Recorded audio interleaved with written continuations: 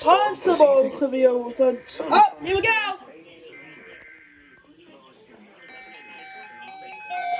Wait, huh?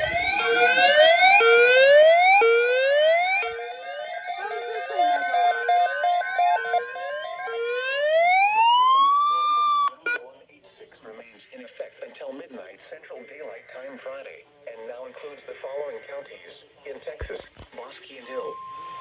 Remember, Now includes Central Texas.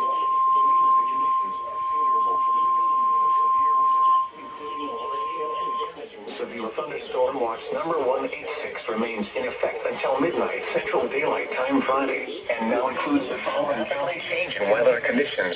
And listen for later statements and possible warnings. Stay tuned to your weather radio, commercial They just radio, extended the watch. or internet sources for the latest severe weather. No, not for me.